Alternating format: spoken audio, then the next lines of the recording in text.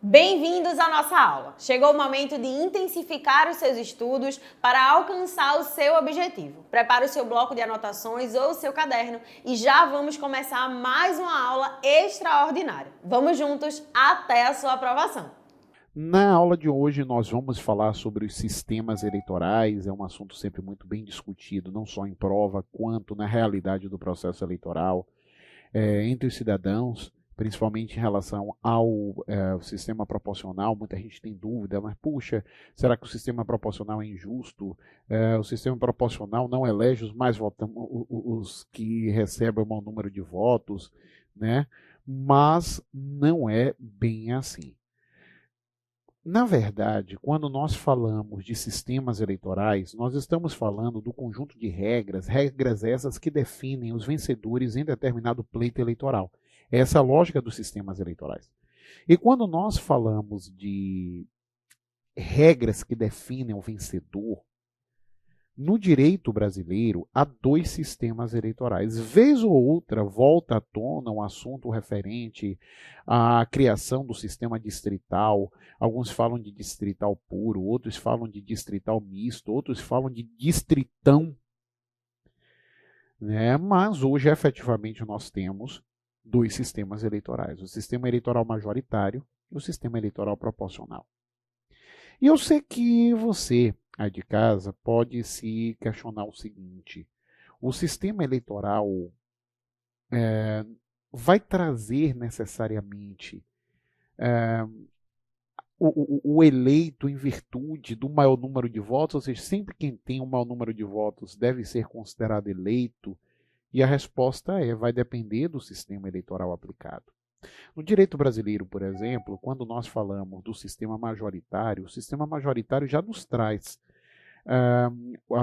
a eleição daquele que obteve o maior número de votos válidos. Só que no sistema majoritário, eu vou considerar votos válidos apenas os votos chamados de nominais, que são os votos dados a determinado candidato registrado. Esses são os votos válidos. Votos em branco e votos nulos não são considerados como votos válidos. Aquele que obter o maior número de votos válidos, portanto, é considerado eleito, diferente do que acontece com o sistema proporcional. Tá? Aqui nós podemos falar desse sistema majoritário, e é por ele que nós vamos começar, através de um princípio chamado princípio da unicidade de chapas. Esse princípio da unicidade de chapas significa basicamente que quando o eleitor vota em um candidato a presidente, a governador ou a prefeito, ele não está votando apenas nesse candidato, ele está votando em toda uma chapa. Eu me lembro muito bem da época do impeachment da então presidente Dilma, que algumas pessoas se manifestavam dizendo o seguinte: eu votei em Dilma, não votei em Temer. Temer era o vice-presidente, que posteriormente, como todos sabem, acabou com o impeachment se tornando presidente. Na verdade, essa afirmação é falsa. Essa afirmação, ela não leva em consideração que quem votou em Dilma votou em Temer. Você votou em toda uma chapa. Ah, mas eu não gosto do candidato a vice, então não vota na chapa, porque você está dando seu voto para uma chapa. Essa é a lógica do princípio da unicidade de chapas. E por ser assim, a chapa deve chegar íntegra até o dia da eleição. Então, no dia da eleição, a chapa deve estar ali íntegra. Mas, João, se ela deve estar íntegra no dia da eleição, o que acontece? É uma pergunta justa. O que acontece se houver renúncia ou falecimento de um dos integrantes da chapa? Eu vou responder, depende do momento em que a chapa se tornou incompleta. Por que isso? Vamos verificar o seguinte. Se a renúncia ou falecimento ocorreu antes da eleição, é possível a substituição do candidato. Aliás, essa substituição está prevista no artigo 13 da Lei 9.504, e é esse dispositivo que mostra que a substituição deve ocorrer no prazo de 10 dias do evento, sendo, no entanto, proibida nos 20 dias que antecedem as eleições. Então, se um candidato a vice renuncia faltando menos de 20 dias para as eleições, a chapa vai cair, já que não é mais possível a substituição. Essa proibição de substituição nos 20 dias que antecedem as eleições só não se aplica em uma única situação, que é a de falecimento. Então, quando se trata de falecimento, é possível a substituição, ainda que nos 20 dias que antecedem as eleições. Mas essa substituição é possível. Lembrem também que esses prazos aqui citados são cumulativos, então são 10 dias do evento. Por exemplo, houve o falecimento de candidato, o partido tem 10 dias para substituí-lo e, salvo no caso de falecimento, a proibição dessa substituição ocorrer nos 20 dias que antecedem as eleições. Tá certo? Bom, se a chapa se torna incompleta entre o primeiro e o segundo turnos, então se ela se torna incompleta entre o primeiro e o segundo turnos, a chapa vai ser desclassificada. Não tem jeito. Agora, não significa que a outra chapa que foi para o segundo turno já será considerada vencedora. Pelo contrário, o que a legislação nos diz é que haverá uma convocação daquela chapa que ficou em terceiro lugar. Então, é ela que vai para o segundo turno com a chapa remanescente. Se houver empate entre chapas, irá aquela que é presidida pelo candidato mais idoso. A norma não fala em presidida pelo candidato mais idoso, diz que vai o candidato mais idoso. Ou seja, nós devemos entender que é o candidato mais idoso ao cargo principal, no caso prefeito, governador e presidente, que tenha se empatado com outra chapa em terceiro lugar, tendo uma das chapas que foram para o segundo turno sido desclassificada, porque um de seus integrantes ou renunciou ou faleceu. Tá certo? E se isso tudo acontece após as eleições? Bem, se isso tudo acontece após as eleições, nós, após as eleições, já não falamos mais de candidatos, nós já falamos de eleitos. Então, se o falecimento ou a renúncia de integrante de chapa ocorre após as eleições, o candidato remanescente daquela chapa será diplomado, empossado e exercerá o mandato normalmente. Isso aconteceu no direito brasileiro com o presidente eleito Tancredo Neves, que acabou falecendo antes mesmo de tomar posse. Então, o vice-presidente eleito, que o José Sarney, acabou exercendo o cargo de presidente até o final de seu mandato e, a partir daí, veio a primeira eleição democrática após a Constituição de 88. Tá? Bom, agora, quando nós falamos do sistema majoritário, nós devemos compreender que há duas espécies de sistema majoritário. Sistema majoritário por maioria absoluta, sistema majoritário por maioria relativa. Qual é a diferença? É que no sistema majoritário por maioria absoluta será considerado eleito aquele que obteve a maioria absoluta de votos. E o que é maioria absoluta de votos? O primeiro número inteiro após a metade. Lembrem que eu só vou considerar os votos válidos. Não vou considerar votos nulos nem votos em branco. Então, primeiro número inteiro após a metade. É assim que vai funcionar. Dito isso, o sistema majoritário por maioria absoluta é aplicado às eleições de presidente da República, de governador de estado e de prefeitos. Agora, não é em qualquer situação que a eleição para prefeito é por maioria absoluta, já que ela só se torna por maioria absoluta quando aquele município tiver mais de 200 mil eleitores. Cuidado que eu não estou falando de habitantes, porque para o direito eleitoral não nos importa, via de regra, o número de habitantes. O que nos importa é o número de eleitores.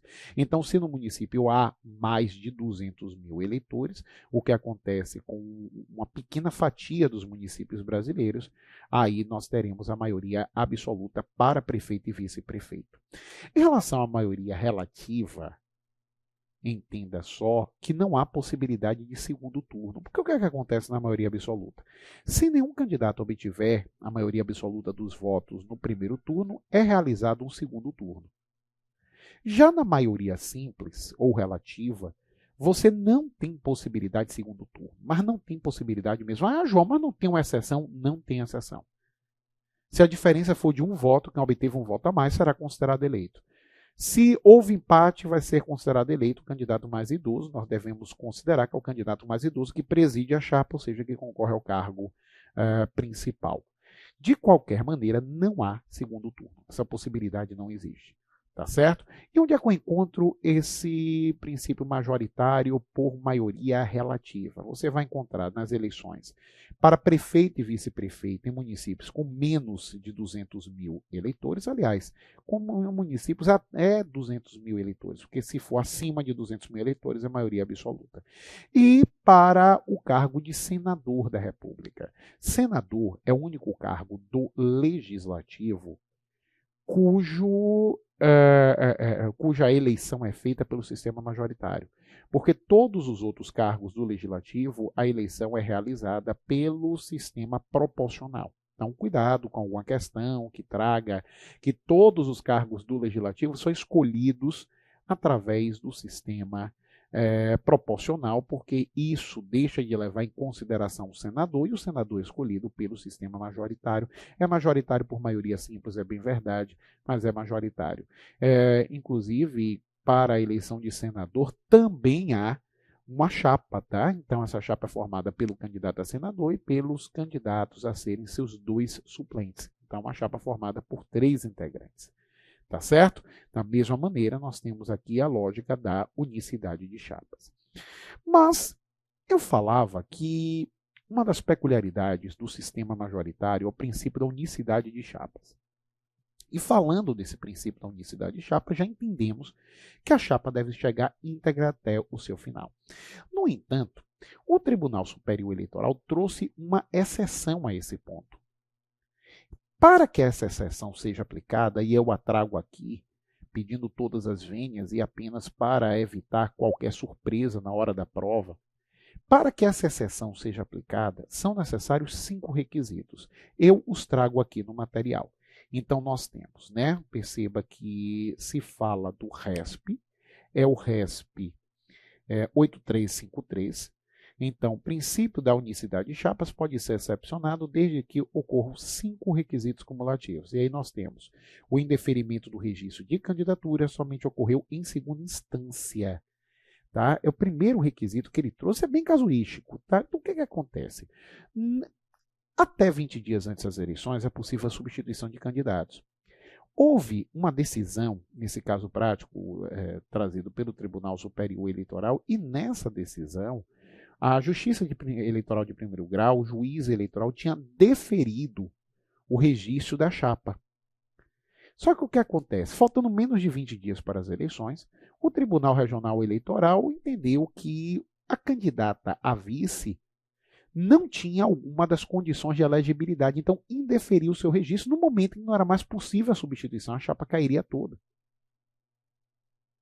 Aí é que o TSE diz, olha, peraí, se você tem um registro deferido em primeira instância e que até 20 dias antes das eleições não houve a manifestação pelo tribunal, posteriormente a manifestação do tribunal pelo indeferimento do registro de candidatura da candidata a vice, sendo que o vice ele não tem essa importância política como candidato ao cargo principal, e além disso, o problema foi não por inelegibilidade, ou seja, não se atingiu a axiologia eleitoral, não se atingiu os valores esperados para a legitimidade do pleito, mas se tratou de uma condição de elegibilidade que acabou não existindo, e isso afastou a candidatura da vice-prefeita. Então, isso tudo acontecendo, o Tribunal Superior Eleitoral manteve o prefeito ou a prefeita no cargo, ainda que a chapa tenha chegado desfalcada no dia da eleição. Então, foi uma exceção ao princípio da unicidade.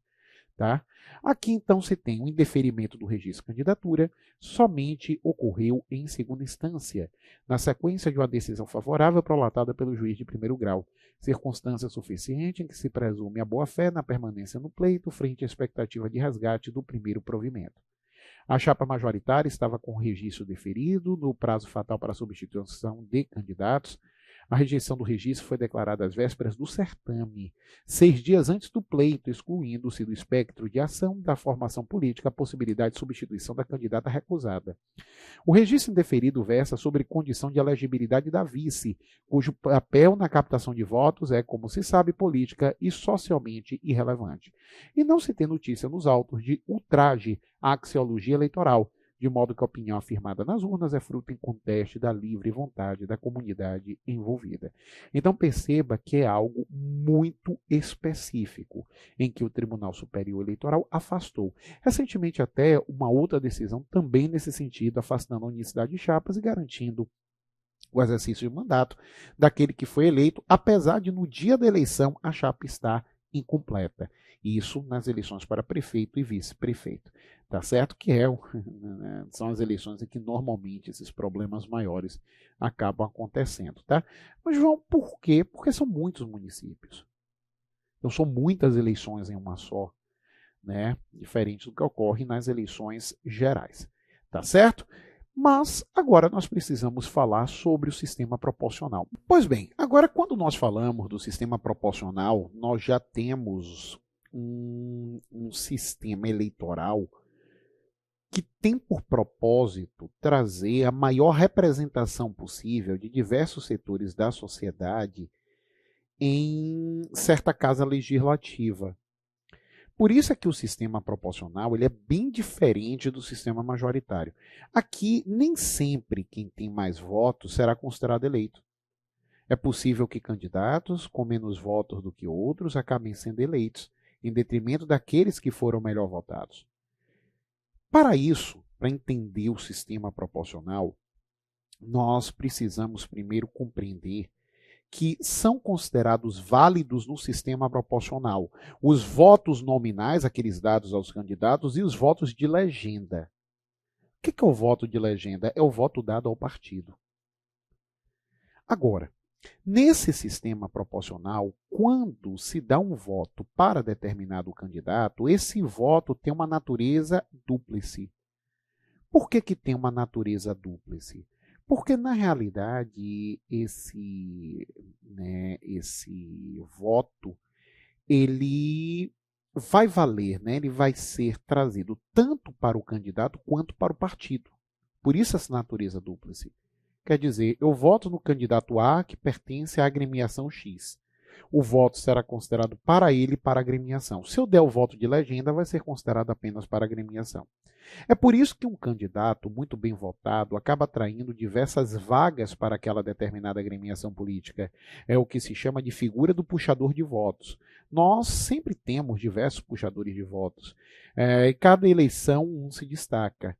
Já foi Clodovil, já foi Anés Carneiro, já foi Tiririca, né? Então vai aí depender basicamente de uma quantidade absurda de votos dados a certo candidato, o partido acaba se beneficiando com isso e atraindo outros candidatos daquela mesma legenda para o exercício de mandatos eletivos. Tá certo? Agora, votos em branco e votos nulos não são considerados válidos também no sistema proporcional. Quero deixar isso extremamente claro. Pois bem, com isso, para entender o sistema proporcional, nós precisamos compreender 3 fórmulas. O que eu vou fazer? Eu vou trazer a explicação dessas fórmulas e, a partir daí, vou criar aqui um caso concreto, está aí no material de vocês, para que vocês percebam como é que essas fórmulas podem ser aplicadas. E aí fica mais fácil de visualizar, fica mais fácil de entender. Quais são as 3 fórmulas? A primeira fórmula é a fórmula do quociente eleitoral. E essa fórmula do quociente eleitoral é calculada dividindo-se o número de votos válidos em uma eleição. Ora, se eu estou falando em votos válidos, eu estou afastando os votos em branco, os votos nulos, pelo número de cadeiras a serem repartidas. Essa é a lógica do quociente eleitoral. Tá? O que eu quero com esse quociente eleitoral? Verificar, inicialmente, quantos votos um partido político precisa ter para, com isso, acabar tendo direito a pelo menos uma vaga naquela casa legislativa. É isso que eu quero ver. Embora no sistema proporcional brasileiro de hoje é possível que um partido que não tenha obtido pelo menos o quociente eleitoral ainda assim obtenha vagas na distribuição de sobras, desde que tenha obtido pelo menos 80% do quociente eleitoral. Vou falar disso melhor daqui a pouquinho. Mas a lógica do quociente eleitoral é essa. Quantos votos um partido precisa para ter direito a pelo menos uma vaga na casa legislativa? Essa é a resposta que o quociente eleitoral veio para nos trazer. Outro ponto a ser considerado desse quociente eleitoral é que quando o resultado for um número fracionado e a fração for até 0,5, ou seja, se for 0,5 ou menor do que 0,5, essa fração será desprezada. Se a fração for superior a 0,5, então será arredondado o número para o primeiro número inteiro subsequente. E aí eu vou saber o quociente eleitoral. Além do quociente eleitoral, eu tenho também o quociente partidário. E no quociente partidário, eu vou dividir o número de votos de determinado partido ou federação, sim, porque agora, a partir de 2022, as federações elas atuam como partidos políticos, pelo quociente eleitoral. Então, eu vou dividir, né, vou ver quantos votos o partido ou a federação obteve e, a partir daí, dividir pelo quociente eleitoral. O que eu quero com o quociente partidário? Encontrar quantas vagas naquela casa legislativa o partido tem direito. É isso que eu quero com o quociente partidário. Agora, se é isso que eu quero com o quociente partidário, nós precisamos considerar que a lei determina o desprezo de toda e qualquer fração no cálculo do quociente partidário. Vamos imaginar que, dividindo-se o número de votos que o partido obteve pelo quociente eleitoral, o resultado dê, sei lá, 4,99.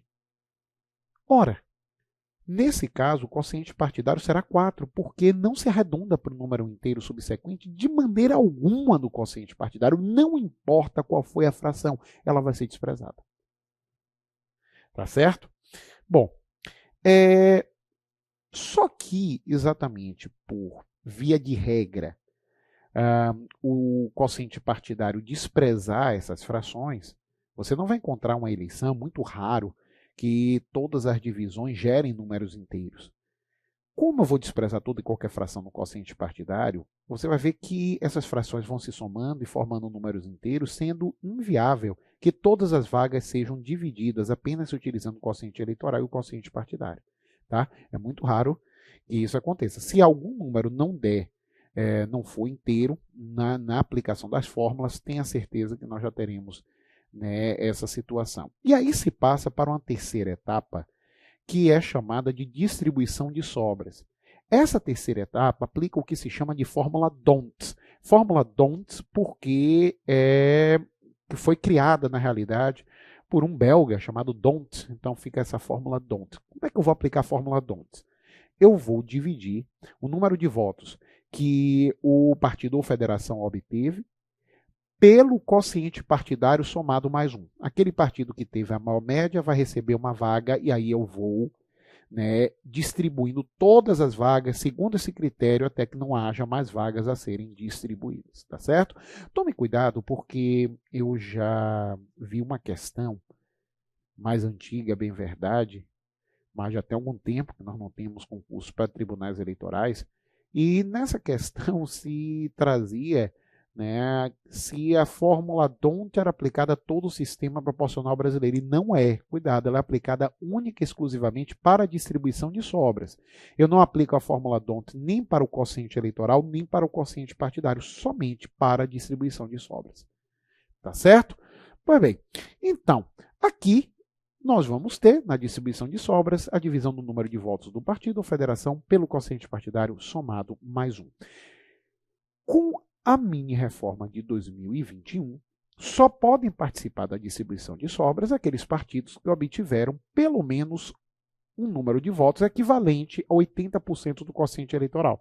Se o partido obteve um número inferior a 80% do quociente eleitoral, não poderá participar da distribuição de sobras e não receberá vaga alguma.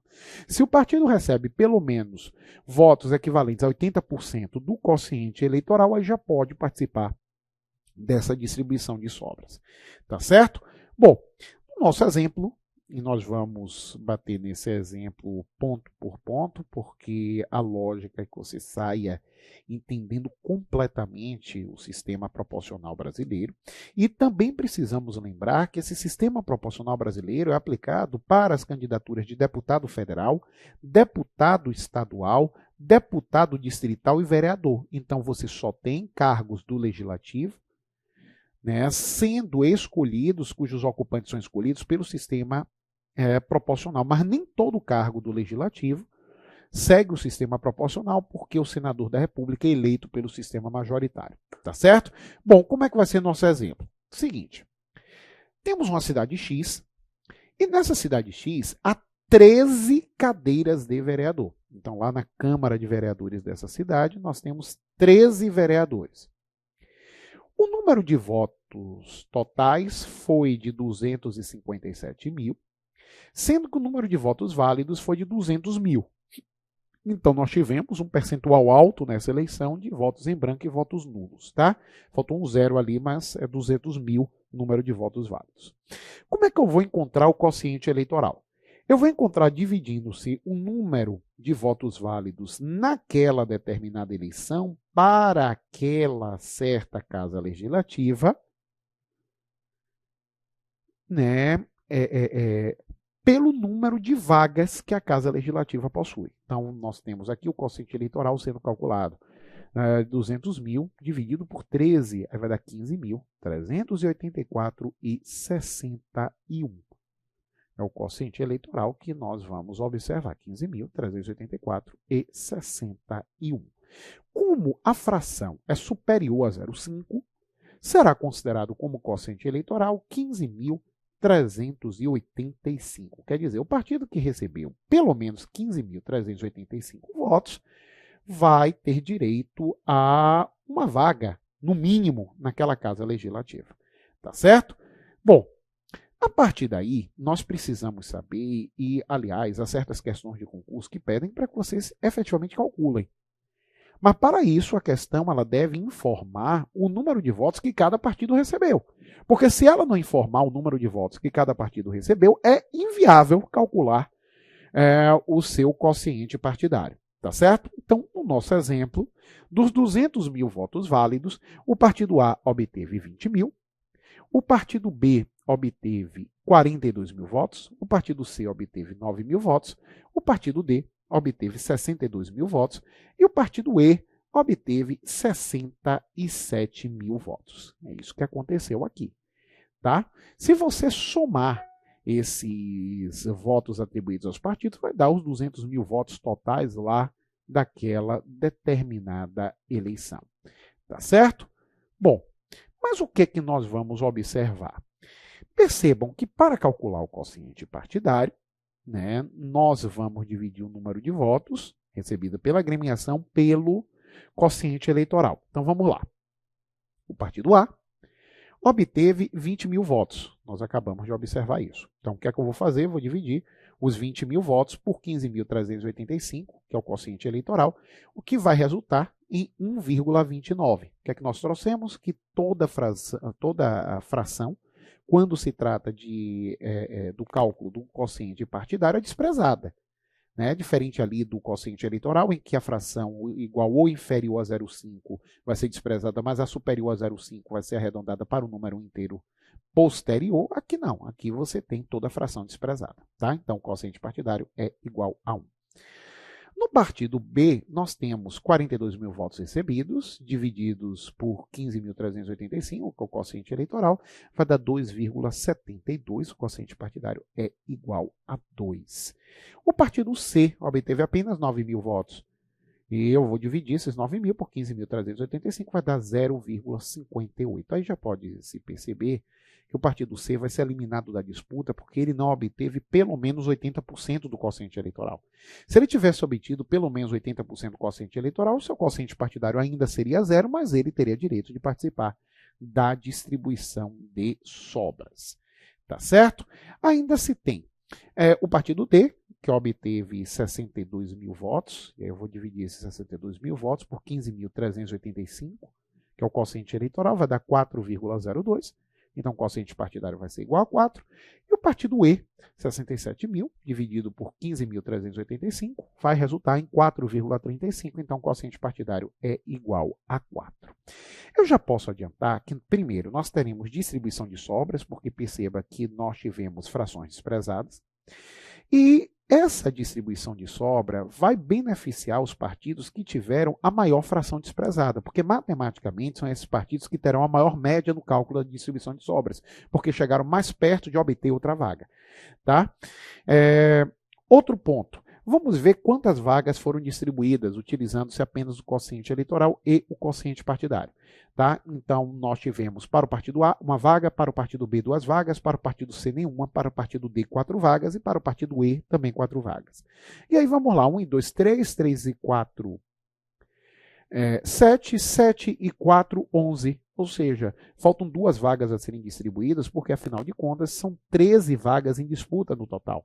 Tá? Então são essas 2 vagas que devem acabar sendo distribuídas na fase da distribuição de sobras com a aplicação da fórmula D'Hondt. Tá certo? Então você já viu. Tendo fração no quociente partidário, essa fração vai ser desprezada e isso vai gerar necessidade da distribuição de sobras, porque as frações vão sendo somadas e formando números inteiros. E, na prática, é isso que normalmente vai acontecer em determinada eleição para cargos do Legislativo, salvo de senador da República. Tá certo? Mas eu falo da distribuição de sobras, fazendo os cálculos devidos. Então, para falar dessa distribuição de sobras, nós vamos partir para o seguinte entendimento, né? Primeiro pelo artigo 109, parágrafo 2º do Código Eleitoral. Eu já tinha até trazido isso aqui, mas eu quero chamar a atenção de um detalhe. Antes, só podiam participar da fase de distribuição de sobras os partidos que tivessem obtido pelo menos o quociente eleitoral. Isso foi modificado, posteriormente, em 2017, e se passou a estabelecer que todos os partidos participariam da distribuição de sobras, independentemente de terem alcançado o quociente eleitoral ou não. Em 2021, uma nova alteração, agora estabelecendo que somente partidos que alcançaram 80% do quociente eleitoral é que poderão participar da distribuição de sobras. Então, nós temos o artigo 109, parágrafo 2º do Código Eleitoral no seguinte sentido. Poderão concorrer à distribuição dos lugares todos os partidos que participaram do pleito, desde que tenham obtido pelo menos 80% do quociente eleitoral. E os candidatos que tenham obtido votos em número igual ou superior a 20% desse quociente. Aliás, essa segunda parte eu vou comentar daqui a pouquinho, porque se criou uma outra cláusula de barreira individual, mas eu comento daqui a pouquinho que isso vai dar uma confusão nessas eleições de 2022 absurda. Bom, mas vamos focar na distribuição de sobras. Aqui então, nós vamos acabar trazendo o seguinte, tá? Como é que eu vou distribuir as sobras? Vou dividir o número de votos obtido pelo partido pelo quociente partidário somado mais 1. O que eu quero ver aí é média. Vejam que o partido C não participa e não participa porque não obteve sequer 80% do quociente eleitoral. Vamos lá. O partido A. Nós temos 20 mil dividido por 2, porque o quociente partidário dele que era 1, né, somado mais 1. Então vai ser 10 mil a média. O partido B, 42 mil dividido por 3, então 14 mil. Tá? O partido D, 62 mil dividido por 5, 12.400. E o partido E, 67 mil dividido por 5, 13.400. É isso que nós vamos encontrar quando se fala de distribuição de sobras. Ok? Se você voltar lá no quadro do quociente partidário, deixa eu voltar aqui para ele, percebam que são 2 vagas que tem ainda em disputa. Percebam que o partido B e o partido E foram aqueles que, no nosso exemplo, tiveram o maior percentual desprezado. Pois percebam que o partido B, que teve o maior percentual desprezado, tem a maior média, e a segunda maior média do partido E, que teve o segundo maior percentual desprezado. Você pode notar isso aqui, isso é matemática. Tá? Então, vamos lá. Quem é que tem aqui a maior média? O partido B. Tá? Então, vou dividir 42 mil por 3, vai dar 14 mil. Ele que tem a maior média. São só 2 vagas, então já posso dizer que uma vaga vai para o partido B, outra vaga vai para o partido E. Mas para fazer de forma correta, como o partido B recebeu mais uma vaga, o quociente partidário dele, que era 2, passa a ser 3. Então, nós temos agora um novo cálculo de distribuição de sobras para B, porque ele tem que ter uma nova média. Se ele não tivesse uma nova média, levaria todas as vagas, criando assim um desequilíbrio no próprio sistema representativo, porque ele tem menos votos do que o partido D e o partido E, e acabaria ficando né, com o mesmo número de vagas, porque receberia as 2 vagas restantes. Por isso que aquele partido que já teve a distribuição da sobra, ele vai ter um recálculo da sua média, porque agora eu vou dividir 42 mil por 4, vai dar 10.500. Ora, agora quem tem a maior média é o partido E, 67 mil dividido por 5 vai dar 13.400, então o partido E vai receber mais uma vaga, aumentando agora o seu quociente partidário, que antes era 4, passa a ter 5, mostrando que o partido E agora tem direito a 5 vagas. Tá certo? Nós podemos, inclusive, observar. O partido A tem direito a 1 vaga, o partido B a 3, o partido D a 4 e o partido E a 5. 1 em 3, 4, 4 em 4, 8, 8 em 5, 13. Todas as vagas foram distribuídas agora. É importante salientar que eu vou repetir esse procedimento da distribuição de sobras até que todas as vagas tenham sido repartidas. Se você ainda tem vaga a ser repartida, então você continua na distribuição de sobras, observando quem tem a maior média e fazendo esses recálculos até que todas essas vagas tenham sido distribuídas. Só que o que acontece? Eu falei no bloco passado, da figura do puxador de voto. E nós temos a figura do puxador de voto porque o voto nominal no sistema proporcional brasileiro tem uma natureza dupla. Então, quando eu voto num candidato, eu estou votando no candidato e no partido. Ainda tem essa natureza dupla. Se por isso um candidato que leve muito voto acaba atraindo para o partido um maior quociente partidário. E se ele atrai para o partido um maior quociente partidário, isso significa que o partido político acaba trazendo nesse ponto, tá? O partido político acaba trazendo nesse ponto o maior número de vagas naquela casa legislativa. Né? Essa é a lógica do quociente partidário. Então, o maior número de vagas naquela casa legislativa e assim se segue. Né? É a figura do puxador de votos. Só que em alguns pontos, a figura do puxador de votos acaba causando uma ofensa ao próprio sistema representativo. Porque acaba um partido levando por uma figura pública que tem um grande número de votos, várias vagas.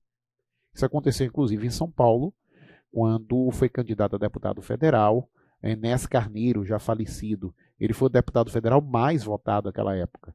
Tá? E foi o mais votado da história, não sei até se já foi superado.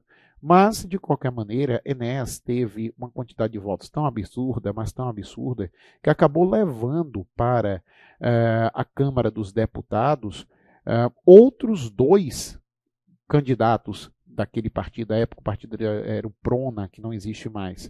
Então, levou outros candidatos, e candidatos com votações inexpressivas para o estado de São Paulo. Né? Então, se verificou, puxa, olha aqui, na realidade, né, não há coerência a se aplicar dessa maneira, porque no direito brasileiro nós aplicamos o chamado sistema de listas abertas, que é um subsistema do sistema proporcional. O sistema de listas abertas traz que serão considerados eleitos os candidatos mais votados dentro do número de vagas que o partido conseguiu. No nosso exemplo, o partido A conseguiu 1 vaga, então será eleito por A aquele candidato mais votado. Os demais ficam como suplentes. Para o partido B, você tem 3 vagas, então serão considerados eleitos os 3 candidatos melhor votados, o restante fica como suplente. Tá? Essa é a lógica das listas abertas. Mas se eu tenho um candidato que apresenta uma grande quantidade de votos nominais, ele atrai outros candidatos e, seguindo a lógica anterior, esses outros candidatos seriam considerados eleitos, apesar da inexpressividade da votação que tiveram. Ou seja, a representação popular ela acabará, né, não correspondendo à realidade. Então, por isso, a preocupação de se ter criado, na realidade, uma cláusula de barreira individual, que significa que só se considera eleito aquele candidato que obteve pelo menos 10% do quociente eleitoral. Então, ele precisa estar dentro do número de vagas que o partido obteve e ter obtido pelo menos 10% do quociente eleitoral. Então, a votação nominal dele deve ter sido uma votação mais expressiva do que como se tinha antigamente. Não é tão expressiva, porque cá entre nós, 10% do quociente eleitoral enquanto votação nominal também não é grande coisa, mas pelo menos cria uma barreira para que a pessoa tenha um mínimo de representatividade para que possa, de fato, exercer o mandato eletivo. Tá certo? Bom, nesse ponto, nós então vamos passar para a lógica do artigo 108 do Código Eleitoral. É ele que diz: estarão eleitos entre os candidatos registrados por um partido que tenham obtido votos em número igual ou superior a 10% do quociente eleitoral, tantos quantos o respectivo quociente partidário indicar, na ordem da votação nominal que cada um tenha recebido. Ora, por isso, nas reuniões que faço com os partidos políticos pré-campanha, eu sempre chamo a atenção que deve haver um incentivo para a militância pedir voto para os candidatos daquele partido.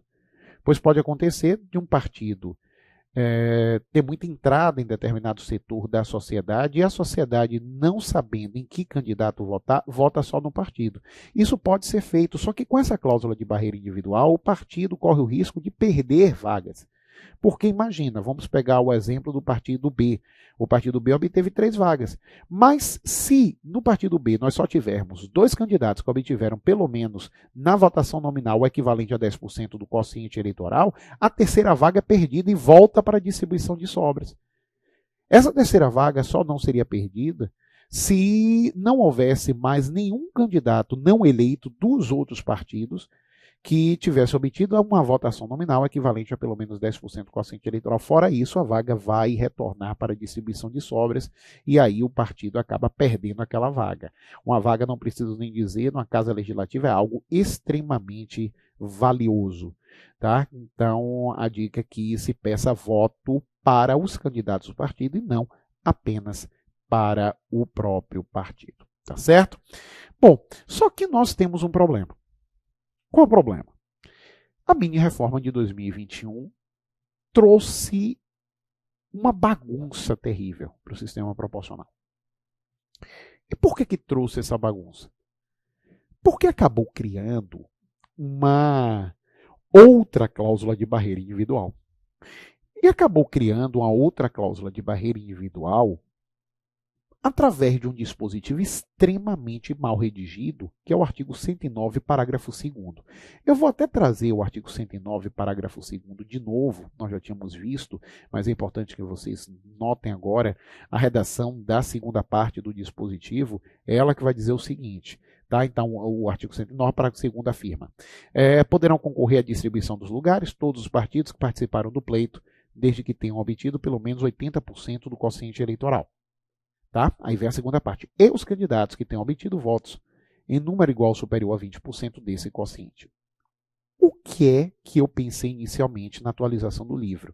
Não havia ainda a atualização das resoluções do Tribunal Superior Eleitoral. O que é que eu pensei? O partido, e eu cheguei a chamar dessa maneira, o partido que tem obtido pelo menos 80% do quociente eleitoral teria que pagar uma espécie de pedágio para dizer o seguinte: olha, gente, eu não obtive o quociente eleitoral, mas eu tenho um percentual, né, uma fração alta que foi desprezada, e na distribuição de sobras eu fiquei com a maior média, então vou receber uma vaga ali na distribuição de sobras.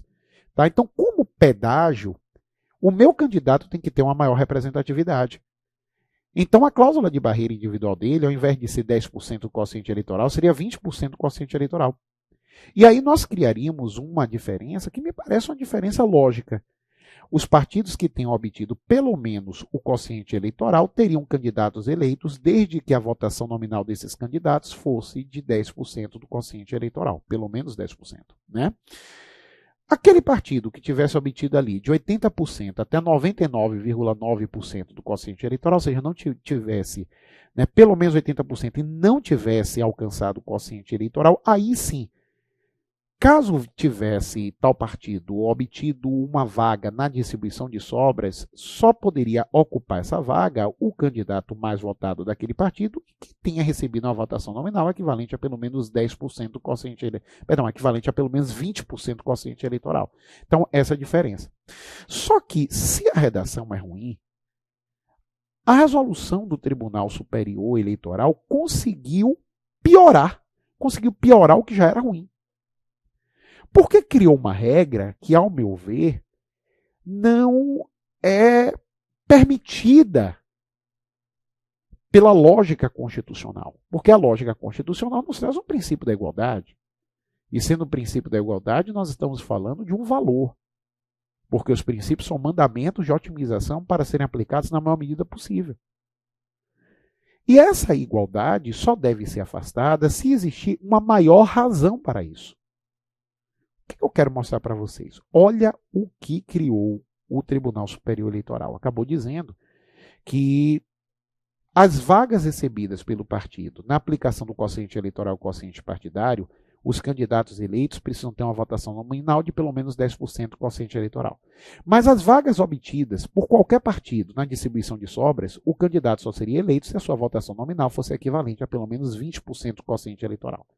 Então, aquela ideia de pedágio que eu tinha tido, coloquei inclusive no livro, ela é completamente abandonada pelo posicionamento do Tribunal Superior Eleitoral. Só que ele cria uma diferença que, ao meu ver, não tem razão de ser. Qual é a diferença? A diferença entre, de um lado, quem obteve a vaga, né, no quociente eleitoral e partidário, e, de outro lado, os partidos que, mesmo que tenham alcançado o quociente eleitoral, obtiveram vagas na distribuição de sobras. Mas você cria um problema sério. Se a gente pega, por exemplo, o nosso, aqui, o caso prático que trouxemos, o partido E tinha obtido inicialmente 4 vagas. Depois, na distribuição de sobras, obteve uma 5ª. Então, os 4 primeiros candidatos de A, para serem eleitos, precisam ter uma votação nominal equivalente a pelo menos 10% do quociente eleitoral. O 5º colocado, já que a vaga veio da distribuição de sobras, precisa comprovar pelo menos, enquanto votação nominal, 20% do quociente eleitoral. Não é lógico, você está exigindo do 5º mais do que você exigiu dos 4 primeiros. Uma votação maior, inclusive, né? Então, não há razão de ser para essa diferenciação. Por isso que eu entendo que o posicionamento trazido pelo Tribunal Superior Eleitoral, no artigo 11 da Resolução 23677, é equivocado. Falando acerca do artigo 11 da Resolução 23677, eu já trouxe aqui no bloco anterior as críticas relacionadas a ele, aqui nós temos a sua redação. Ao partido político ou federação que apresentar maior média, cabe uma das vagas a preencher, desde que tenha candidata ou candidato que atenda a exigência de votação mínima de 20% do quociente eleitoral. Então, perceba que ele não separa na distribuição de sobras o partido que obteve menos que o quociente eleitoral, mas pelo menos 80% dele, dos partidos que obtiveram mais do que o quociente eleitoral, o que é data máxima vem um equívoco, tá? Eu ainda continuo entendendo que o posicionamento, a lógica do dispositivo é um pedágio para aqueles partidos que não obtiveram quociente eleitoral, pelo menos 80% sim, mas não chegaram a obter o quociente eleitoral, e por conta disso, eles teriam que pagar um pedágio caso recebessem uma vaga lá na distribuição de sobras, que era ter o candidato eleito apenas se alcançado uma votação nominal equivalente a, no mínimo, 20% do quociente eleitoral. Então é esse ponto que nós aqui precisamos esclarecer, tá certo? Daí, de qualquer maneira, eu posso afirmar que, seguindo a Resolução 23677, nós teríamos 2 cláusulas de barreira individuais, né? Então, aqui eu trago, só para ilustrar o posicionamento do Tribunal Superior Eleitoral, em que a primeira cláusula, o candidato precisa receber pelo menos 10% do número do quociente eleitoral em votação nominal, se o partido obteve vagas diretamente, e o candidato precisa receber pelo menos 20% do número do quociente eleitoral em votação nominal, se o partido obteve vagas na distribuição de sobras. Tá certo? Essa é uma diferença que é bem complicada de se tentar entender, que é bem complicada de se tentar, né, explicar. Mas é o que o Tribunal Superior Eleitoral interpretou, ao meu ver, de maneira equivocada o nosso artigo 109, parágrafo 2º do Código Eleitoral. Tá? Um detalhe interessante é o seguinte, porque nós estamos falando em votação nominal, em cláusula de barreira individual. Essa cláusula de barreira individual é exigida apenas daqueles candidatos que foram eleitos. Se os candidatos não tiverem sido eleitos, a cláusula de barreira individual não precisa ser aplicada. Por exemplo, o suplente. no caso prático que trouxemos, o partido B recebeu 3 vagas. Então, os 3 primeiros colocados de B serão eleitos, caso tenham obtido a cláusula de barreira individual. E o 4º colocado vai ser o primeiro suplente, o 5º colocado, o segundo suplente, o 6º colocado, o terceiro suplente, por aí vai. Desses suplentes, não se exige cláusula de barreira individual, porque a norma fala em eleitos. Tá? Outro ponto, está aí uma situação que eu nunca vi aplicada na prática. Está no Código Eleitoral, lógico que pode ser cobrado em prova, mas na prática eu nunca vi aplicada, que é a situação em que nenhum partido obteve o quociente eleitoral, pelo menos. Isso daí é extremamente difícil acontecer. Né? Nesse caso, serão considerados eleitos os candidatos mais votados de quaisquer dos partidos.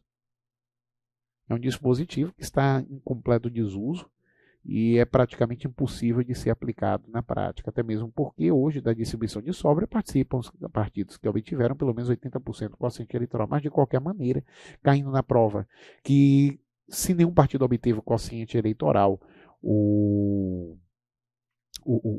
serão considerados eleitos os candidatos melhor votados de quaisquer partidos.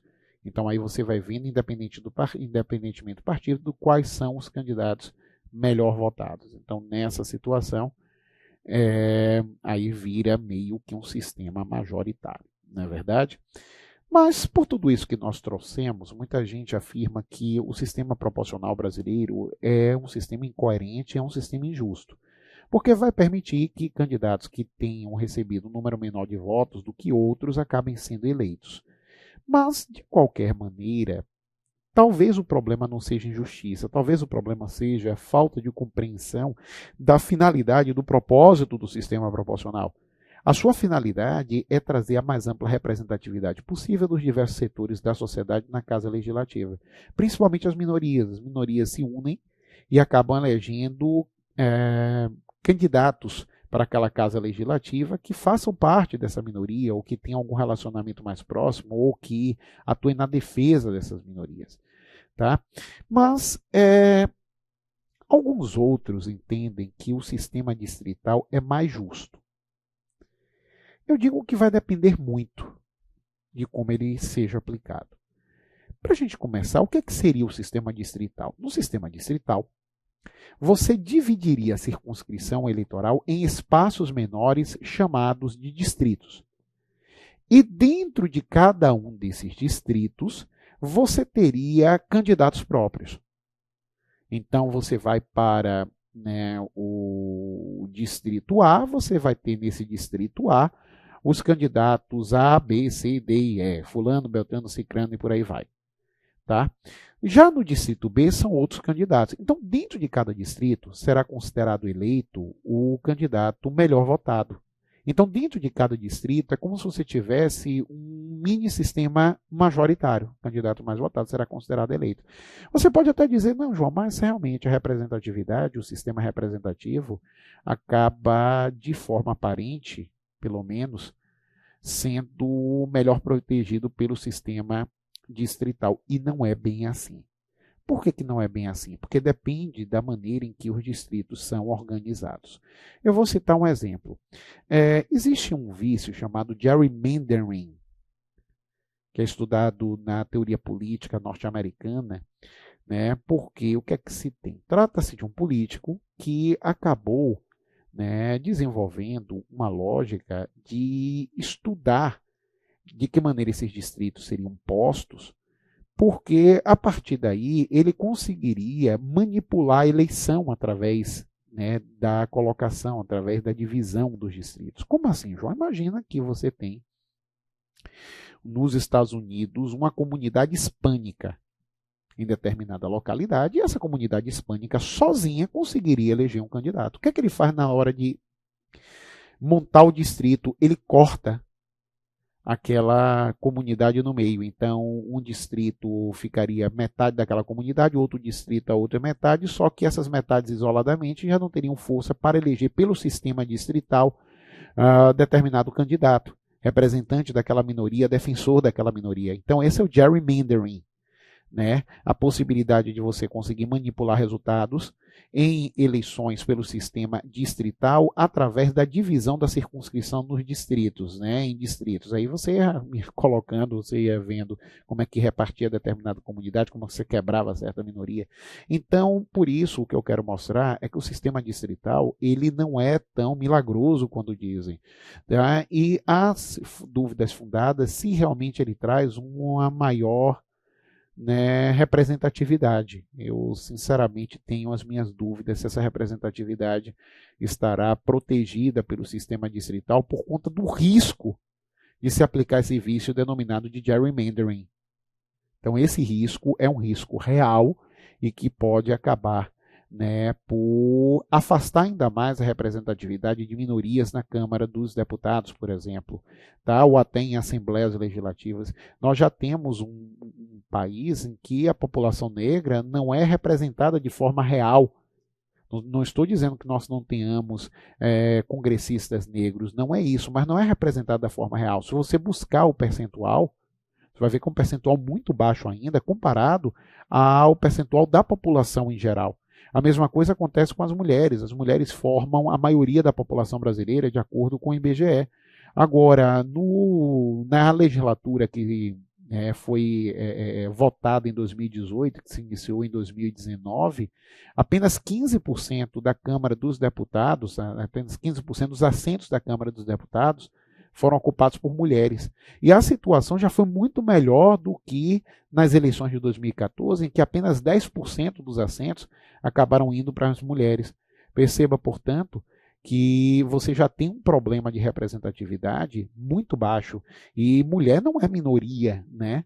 Mas, na realidade, acaba sofrendo uma série de restrições políticas, em virtude dessa sociedade que nós temos, né, ainda com essa veia machista. Mas, de qualquer maneira, nós acabamos observando, nesse ponto, que as minorias que devem ser mais representadas no sistema proporcional e não são, podem ainda sofrer uma queda maior se nós falarmos apenas do sistema distrital. Agora, dentro do próprio sistema distrital, há diversas formas de se estruturar a eleição. Você pode, por exemplo, falar em um distrital misto, em que se tem parcela dos mandatos eletivos sendo decididos de acordo com o sistema proporcional e outra parcela de acordo com o sistema distrital. Você tem um distrital misto, você tem um distrital puro, perdão, em que você vai dividir toda a circunscrição no número de distritos correspondente ao número de membros daquela casa legislativa. Então, cada distrito terá a sua própria eleição.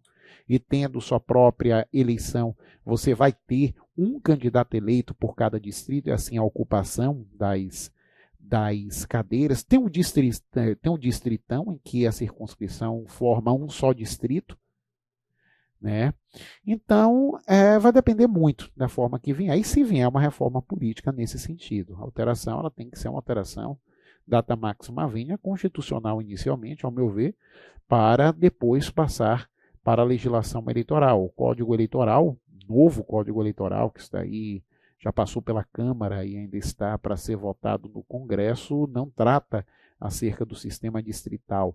Tá? Se passou uma emenda constitucional em 2021, e muitos diziam que seria emenda, né, da criação do sistema distrital, mas isso acabou sendo afastado pelo próprio Congresso Nacional. Então, tem muita gente que advoga nesse sentido, mas eu particularmente entendo que o sistema proporcional ainda é o melhor para a representatividade brasileira nas casas legislativas em geral, salvo o Senado, porque, como nós já vimos, o senador é o único membro do Legislativo cuja escolha é feita através do sistema majoritário, tá certo? Então, apesar de toda esse alvoroço pelo sistema distrital, nós hoje continuamos a ter apenas o sistema majoritário e o sistema proporcional. Agora, sempre lembrem, quando alguém falar que o sistema proporcional é injusto, lembre de dizer, não é questão de justiça numérica, é questão de se buscar trazer a mais ampla representatividade possível dos diversos setores da sociedade em uma casa legislativa. É isso.